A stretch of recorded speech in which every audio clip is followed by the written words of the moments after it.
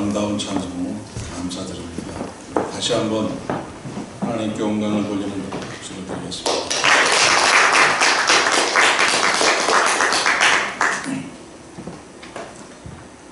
네, 10년 전인 지난 2006년도에 제가 중국 상해를 방문했을 때 대한민국 임시정부 총사에 갔었습니다. 과거 제가 중국에서 체류하던 당시 1995년에 방문하고 약 한 10여 년 만에 다시 방문했던 것입니다. 지금은 한국 대기업의 그 재정적 지원을 받아서 새롭게 단장을 하고 관광객들을 맞이하고 있었습니다. 그런데 저는 그 임시정부 청사 건물보다는 그 주변의 그 허름한 길거리에서 더 많은 감회를 느꼈었습니다. 우리 선조들이 사랑하는 고향 땅 조국을 떠나서 이 상해의 뒷골목을 걸으면서 과연 무슨 생각들을 했을까? 때로는 조국의 미래를 내다보면서 희망에 가득 차서 이 거리를 걸었을 것이고, 때로는 조국의 암담한 현실을 바라보면서 눈물을 뿌리면서 이 거리를 걸었을 것이 아니겠는가? 가족들은 보며 사셨을까? 끼니는 때우면서 사셨을까? 우리 선조들이 애완이 되어있는 골목골목들을 바라보면서 괜스레 눈시울이 뜨거워졌던 기억이 있습니다. 우리는 우리 조국의 독립을 위해서 얼마나 많은 사람들이 땀을 흘리고 눈물을 흘렸는가를 잘 모릅니다. 그러나 분명히 알아야 할 것은 눈물로 씨를 뿌린 사람들이 있었기에 기쁨으로 거두는 사람들이 있다는 사실입니다. 오늘 본문 시편 126편 5절 6절을 우리 다 같이 한 목소리로 읽으시겠습니다. 5절 6절입니다. 눈물을 흘리며 씨를 뿌리는 자는 기쁨으로 거두리로다. 울며 씨를 뿌리러 나가는 자는 반드시 기쁨으로 그 곡식단을 가지고 돌아오리로다. 오늘 우리가 누리는 이 자유와 번영이 결코 거저 얻어진 것이 아닙니다. 그것을 위해 눈물로 씨를 뿌린 사람들이 있었기에 기쁨으로 거두는 사람들이 있다는 사실입니다. 1910년 8월 22일 일본은 우리 대한제국을 한일합방이라는 이름으로 강제로 빼앗았습니다. 평화롭게 살고 있는 우리 백성들을 총칼로 점령한 다음에 가장 먼저 자유를 빼앗았고 우리의 말과 글도 빼앗았습니다. 우리는 모두 일본식으로 이름을 고쳐야 했고 이제는 조국을 잃어버린 채 일본인으로 살아가야 했습니다. 그리고는 전 세계를 향해서 조선 사람들은 일본에 합방된 것을 영광으로 생각하고 있다고 거짓 선전을 했습니다. 이제 한국이라는 나라, 반만년 이 찬란한 역사와 아름다운 전통을 자랑하던 이 한국이라는 이름은 이 지구상에서 영영 사라져 버리는 듯 했습니다. 당시에 선교사로 와 있던 게일 선교사라는 분이 이런 글을 남겼습니다. 한국, 그것은 이제 사라졌는가? 먼 옛날 중국인마저도 어르신네의 고장이라고 불렀던 나라, 선비와 책과 붓의 나라, 아름다운 가문과 많은 거울의 나라, 시와 수화의 나라, 효자 열구의 나라, 숨은 도인의 나라, 하나님을 바라보는 종교적 환상의 나라, 이제 그 나라는 사라졌는가? 그러나 그 나라는 사라지지 않았습니다. 한치 앞을 내다볼 수 없는 어둠 속에서도 우리 민족은 내일 떠오를 태양을 기다리고 있었습니다. 그 중에서 우리 기독교인들은 민족을 위해 십자가를 걸머지기로 결심하였습니다. 조선의 초대 총독으로 부임한 이 데라우찌는 이런 말을 했습니다. 한국 내 기독교가 정치에 간섭할 마음만 없다면 신교의 자유는 존경되고 전도 활동도 보장될 것이다. 얼핏 들으면 상당히 이렇게 부드러운 말로 들리지만은 사실은 기독교를 탄압할 명분을 만들기 위한 것이었습니다. 아니나 다를까 1909년에 한국교회에 대부흥운동이 일어났고 이 부흥운동이 100만인 구령운동, 100만 명의 영혼을 구원하자는 운동으로 확대되자 이 조선 총독부는 이것이 정치적인 운동이라는 구실을 잡아서 본격적으로 교회를 탄압하기 시작을 합니다. 그 첫 번째 사건이 바로 105인 사건입니다. 당시에 평양을 비롯해서 황해도와 평안도 지역에는 수많은 교회가 세워졌고 기독교가 부흥하고 있었습니다. 그런데 일제는 기독교가 일본 제국주의를 반대하는 가장 주된 세력으로 판단하고 기독교를 말살할 계획을 세우고 데라우치 총독 암살 미수 사건이라는 것을 조작합니다. 1910년 12월 27일 데라우치 총독이 압록강 철교의 낙성식을 참석하기 위해 기차를 타고 가다가 선천역에 잠시 머무는 순간에 암살하려 했다는 것입니다. 그리고 이 사건의 주모자로 기독교 지도자들을 지목합니다. 이 사건으로 전국에서 500명이 넘는 기독교 지도자들이 체포되었고 모진 고문을 받았습니다. 그 기록된 문서를 제가 너무 끔찍하고 잔인해서 그대로 옮기지는 못합니다만 이러한 모진 고문을 통해서 잊지도 않은 일을 허위로 자백을 받아내었습니다. 그리고는 105인의 교회 지도자들에게 유죄를 선고하였습니다. 그러나 꺼져도 꺼지지 않는 이 불꽃처럼 교회는 날로 성장해 나갔습니다. 주일날만 교회에 모이는 것이 아니라 기도회도 모이고 또 사경회로도 모이고 이 조국을 위한 뜨거운 기도의 눈물을 흘렸습니다. 박해 속에서도 한국교회는 오히려 뜨겁게 뭉쳐서 전진해 나갔습니다. 장로교와 감리교 그리고 그 외의 교회들이 교파를 초월한 협력으로 이런 신앙을 지키기 위해 총력을 다했습니다. 이런 모습을 본 이 헐버트 선교사는 이렇게 기록했습니다. 때가 올 것이다. 기독교가 끼친 문명의 영향이 일제의 탐욕과 억압을 쳐부셔버릴 때가 오고야 말 것이다. 기독교는 정의, 청결, 친절, 공익의 정신, 애국심, 협조, 그리고 교육을 위해서 분연히 투쟁할 것이다. 과연 그 예언대로 교회는 일어섰습니다. 우리나라가 독립국이며 우리 민족이 자주민임을 온 세계에 알리는 3.1 독립운동의 거사를 이루어냈습니다. 그러나 3.1운동은 일본에 대한 증오와 복수를 위한 운동이 아니었습니다. 3.1운동은 철저히 비폭력 운동이었습니다. 3.1운동은 주님께서 이 세상에 대해 승리하신 방법이었습니다. 털 꺾는 자 앞에서 잠잠한 어린 양처럼 입을 열지 아니하시고 십자가의 길을 가신 그분의 길을 따르는 길이었습니다. 대한독립 만세를 부르다가 총으로 쏘면 총에 맞고 몽둥이로 때리면 몽둥이에 맞췄습니다. 그렇게 한국교회는 주님과 같이 말없이 민족을 위해서 십자가를 걸머쥐고 나아갔습니다. 이 만세운동은 약 6개월 동안 계속되어서 전국의 모든 국민들이 동참하게 되었는데 이 만세운동으로 인해서 교회는 아주 혹독한 대가를 치렀습니다. 그 중에서 가장 대표적인 사건이 이 수원에 있는 제합리교회 사건입니다. 각지에서 만세운동이 계속되던 4월 15일 오후 2시 일본군 중위 아리다의 인솔로 일본 군인들과 경찰들이 제합리교회로 들이닥쳤습니다. 30여 명의 교인들을 손을 꽁꽁 묶어서 예배당 안으로 밀어넣은 다음에 밖에서 문을 잠갔습니다. 그리고는 불을 질렀습니다. 불길을 피해 튀어나오는 사람들을 여자와 어린이를 가리지 않고 무차별 총으로 쏘아 죽였습니다.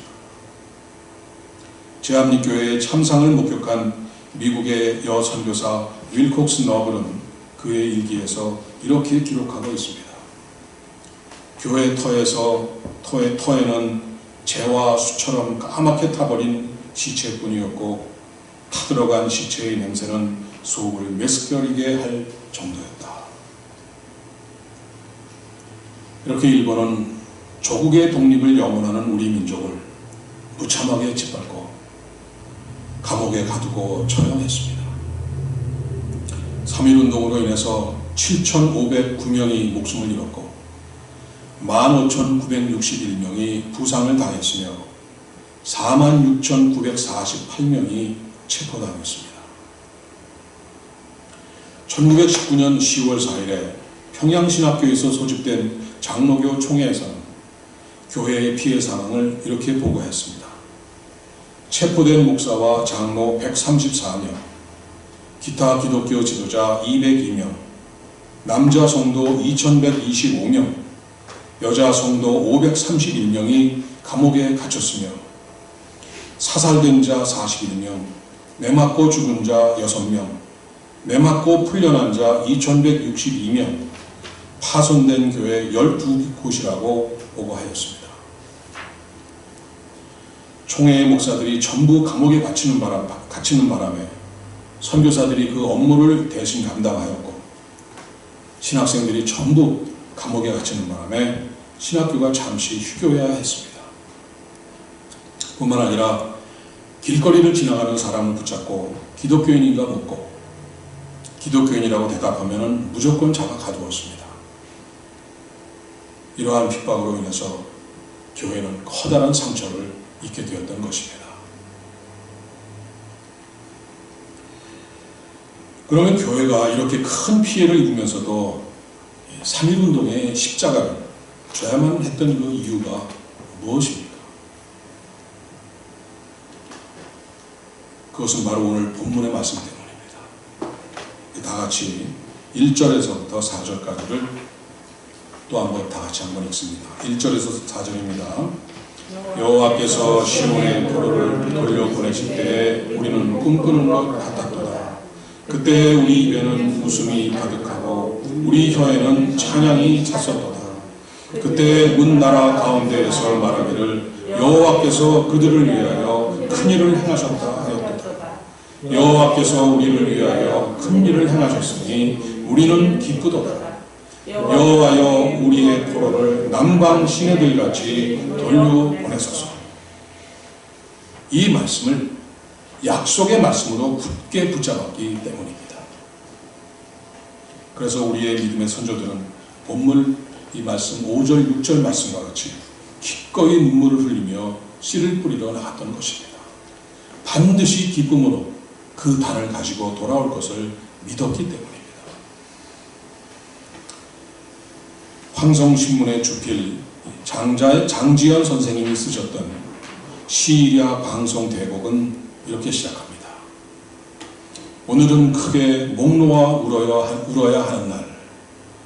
이렇게 시작된 우리의 눈물이 3.1 만세운동에서 전 국민의 눈물이 되었고 이후 전 민족이 단결하여 국내에서 그리고 해외에서 조국을 위해서 땀과 피를 흘리고 눈물을 흘렸습니다.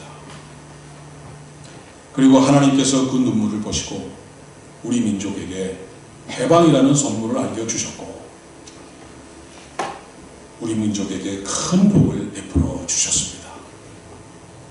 오늘 우리 민족은 전 세계에서 10대 경제 대국이고 올림픽 게임 10위 안에 올라서는 체육의 강국이고 전 세계적으로 한류의 물결을 일으켜서 모두가 부러워하는 선망하는 나라가 되었습니다. 한국 사람이라면 모두가 어깨를 펴고 당당하게 살아가고 있는 그러한 현상이 된 것입니다. 6.25 전쟁이라는 그 잿더미를 딛고 일어나서 이제는 오히려 가난한 나라들을 원조하고 전 세계에서 미국 다음으로 선교사를 가장 많이 파송하는 이 선교 대국이 된 것입니다. 인류 역사상 전무후무한 경이로운 일을 우리의 조국 대한민국이 해내고 있으며 우리 한국 민족이 해내고 있는 것입니다.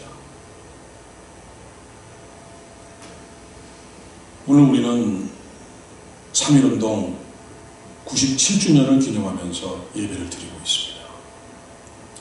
97년 전 오늘 대한민국 방방곡곡에서는 대한독립만세라는 소리가 온 나라를 뒤덮었습니다.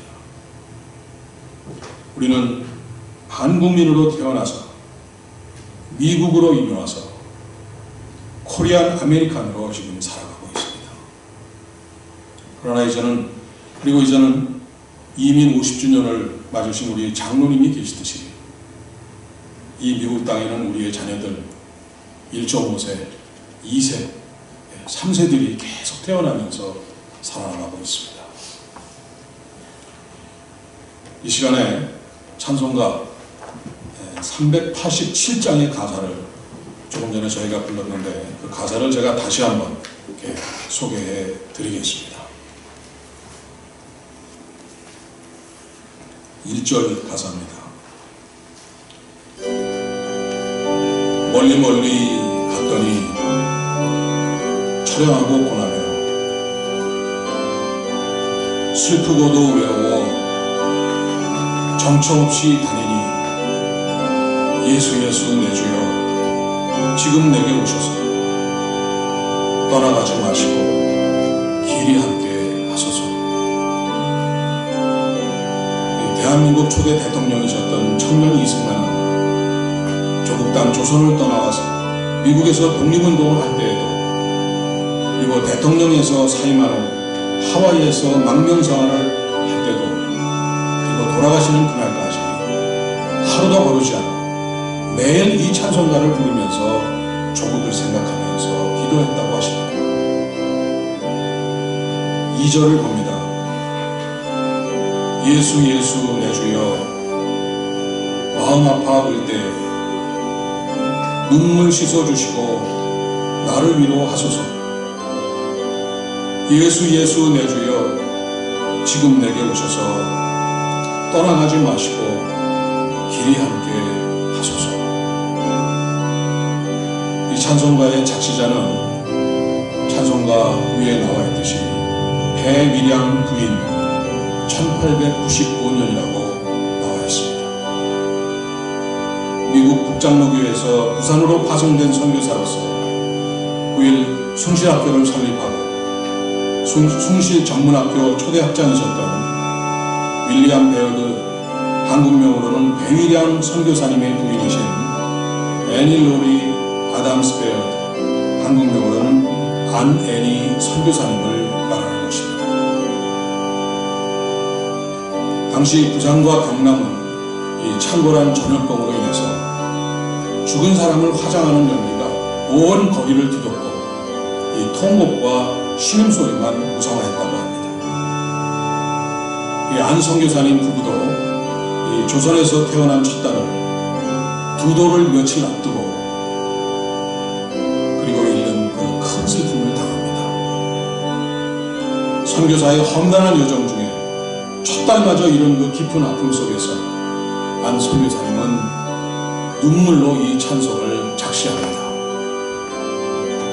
그리고 이어서 찬송가 575장 나는 갈 길 모르니 주여 인도하소서 이 찬송가도 작사를 하십니다.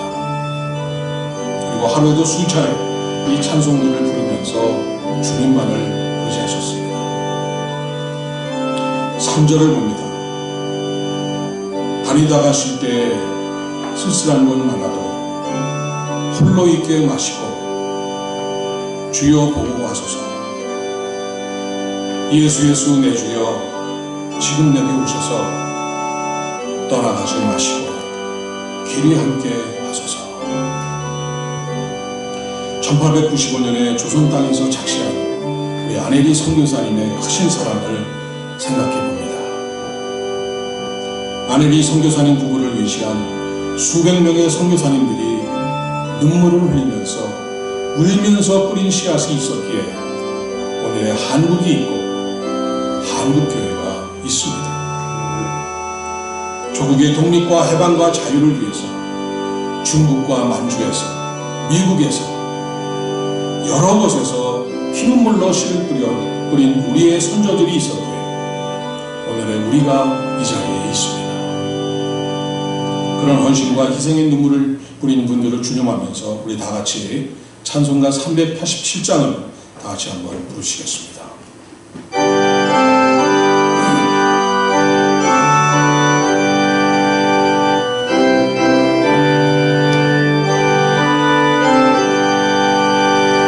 멀리 멀리 가까이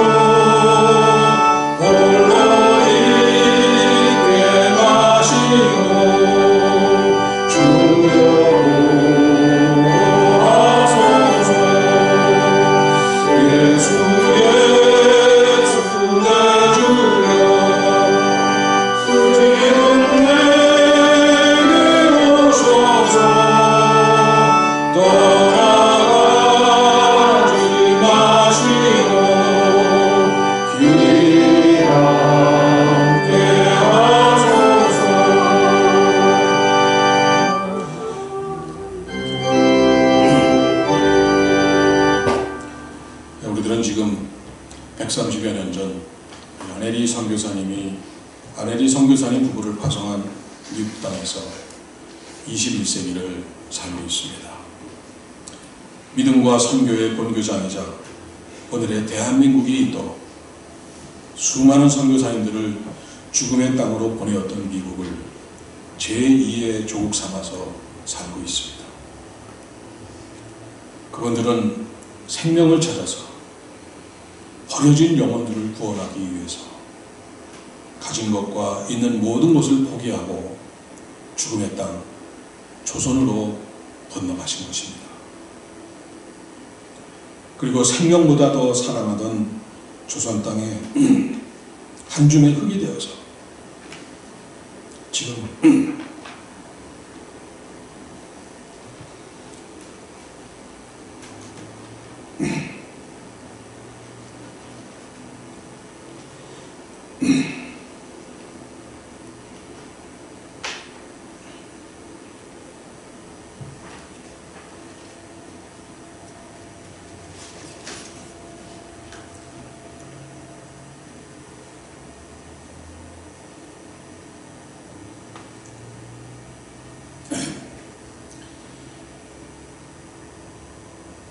합천가에 양화진에 잠들고 계십니다.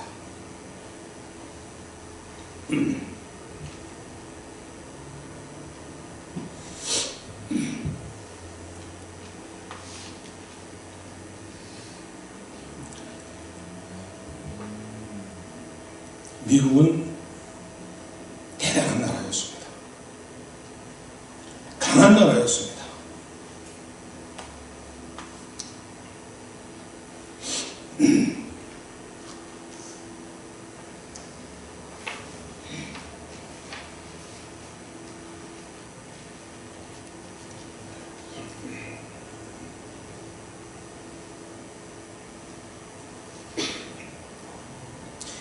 6.25 전쟁 때 36,516명의 이 미국의 젊은 청년들이 이 손바닥만한 이 작은 남한 땅을 위해서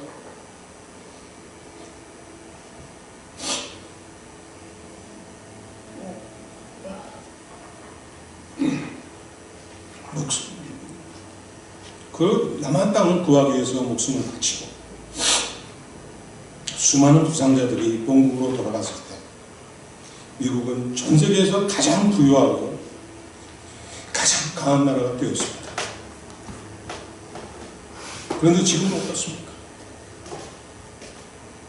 금년 11월에 미국 대통령 선거가 있습니다. 미국의 미래를 좌우할 선장을 뽑는 너무나 중대한 일입니다.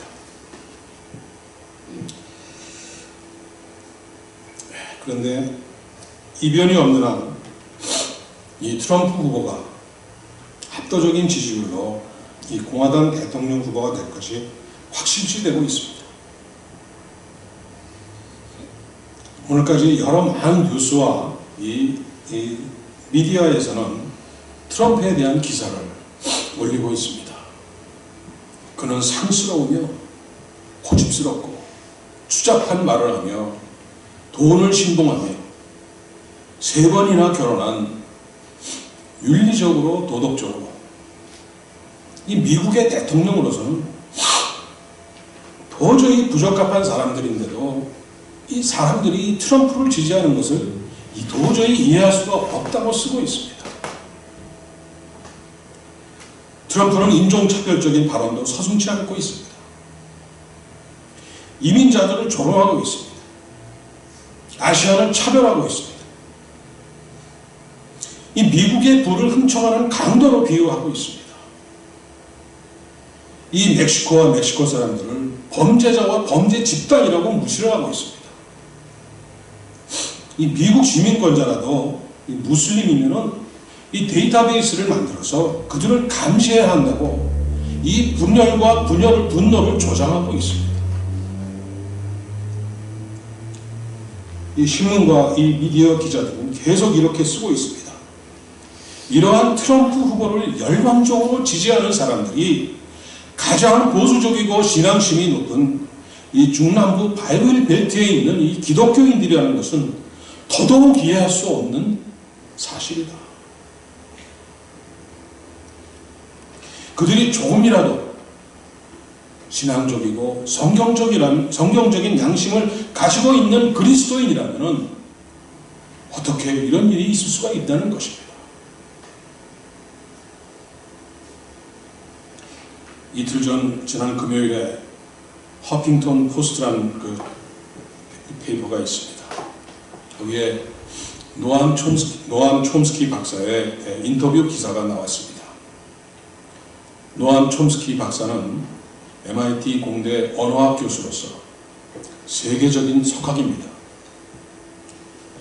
제 논문에도 이 촘스키 박사의 연구를 인용했습니다만 전 세계의 예술과 이 인문학에 관계되는 모든 논문과 연구에 가장 많이 인용되는 이 학자가 바로 이 노암 촘스키 박사입니다. 근데 이 촘스키 박사가 이 트럼프의 인기와 지지도가 올라가는 이유를 이렇게 말합니다. Donald Trump is winning because white America is dying. 트럼프가 미국 내 백인 우월주의가 힘을 잃고 있다고 생각하는 이 백인들의 분노를 이용하고 있다는 것입니다. 자살과 알코올 중독으로 인한 간질환, 마약 복용 총기 사건으로 죽어가는 이 백인 기득권층의 분노와 공포, 그리고 좌절과 절망의 깊은 감정에 아주 트럼프가 매력적으로 그들에게 다가가고 있다는 것입니다.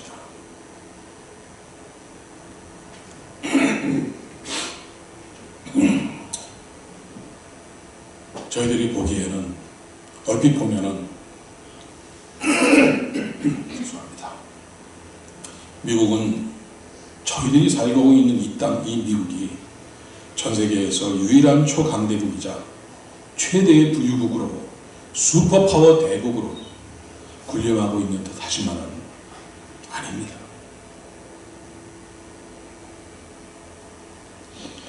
형제를 위해서 복음을 들고 나갈 때 이웃의 가난한 나라들의 생명을 지켜주고 자유와 평등과 인권을 보호해주기 위해서 자신을 내어던지는 그러한 나라였을 때 그때는 세계의 어느 나라보다도 막강하고 부유한 나라였습니다.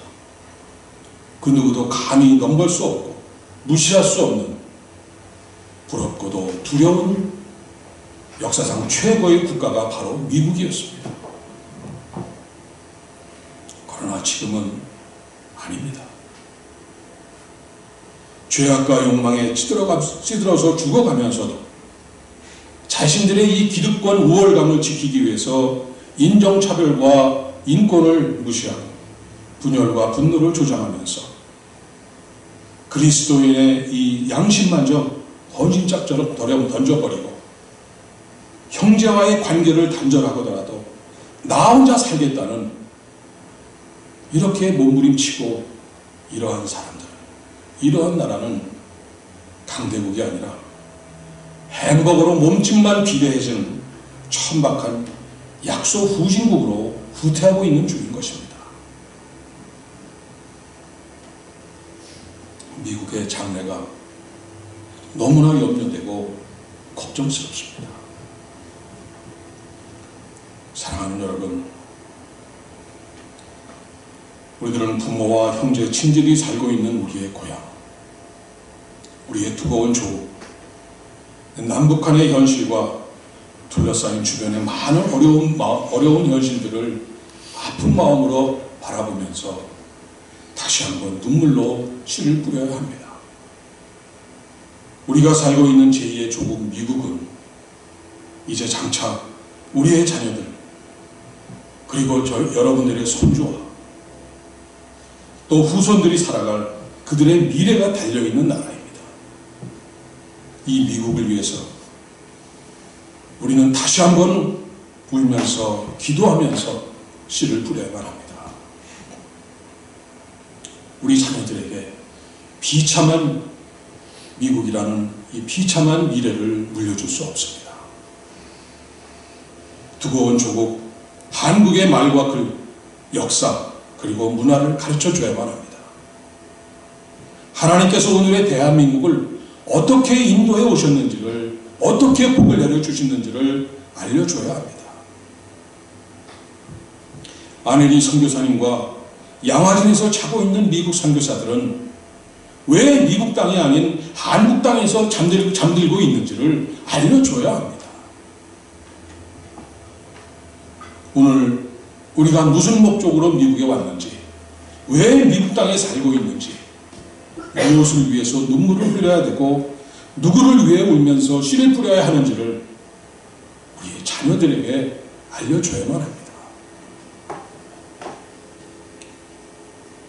우리 조국, 대한민국과 미국의 한날, 또 하나님의 나라를 위해서 우리 예수님이 다시 오시는 재림의 영광스러운 그날을 위해서 우리 후손들이 기쁨으로 단을 거두는 그날을 바라보면서 오늘 눈물로 씨를 뿌릴 수 있는 복된 여러분들이 되시기를 간절히 축원합니다.